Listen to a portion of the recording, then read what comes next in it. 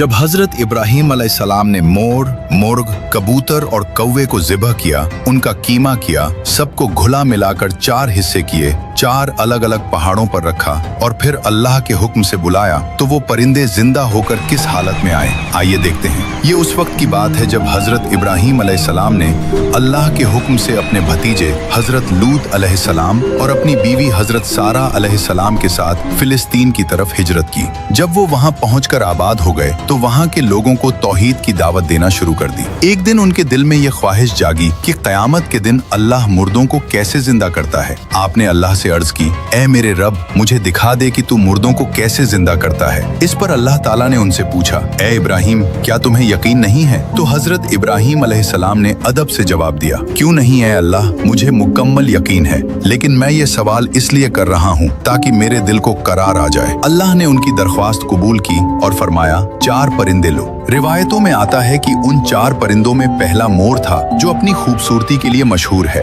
दूसरा मुर्ग था जो अपनी आवाज के लिए जाना जाता है, तीसरा कौवा था और चौथा कबूतर था। अल्लाह ने फरमाया, इन 4 को पकड़ो और अपने पास पालो ताकि वो तुमसे अच्छी तरह हिल मिल जाएं और तुम उन्हें पहचान लो ताकि बाद में कोई शक न रहे। फिर जब वो परिंदे हजरत इब्राहीम अलैहिस्सलाम से पूरी तरह मानूस हो गए तो अल्लाह का हुक्म आया कि अब इन्हें ज़िबह कर दो। हजरत इब्राहीम अलैहिस्सलाम ने उन्हें ज़िबह किया, लेकिन तफसीर का सबसे अहम पॉइंट ये है कि उन्होंने उन 4 परिंदों के सर काटकर अपने पास अपने हाथ में रख लिए और बाकी धरके पर नोचे, गोश्त काटा, हड्डियां तोड़ी और सबको आपस में पूरी तरह मिक्स कर दिया, यहाँ तक कि खून और गोश्त एक दूसरे में गड्ढमड हो गया। फिर उस कीमे के 4 या 7 हिस्से किए और वहाँ मौजूद अलग अलग पहाड़ों की चोटियों पर रखाए। फिर वापस अपनी जगह आकर खड़े होकर अल्लाह के हुक्म से उन परिंदों को पुकारा तो एक हैरत अंगेज मंजर देखा कि उन पहाड़ों से गोश्त के जर्रे हवा में उड़ते हुए आए, हड्डी हड्डी से जुड़ी, खून ने खून को पकड़ा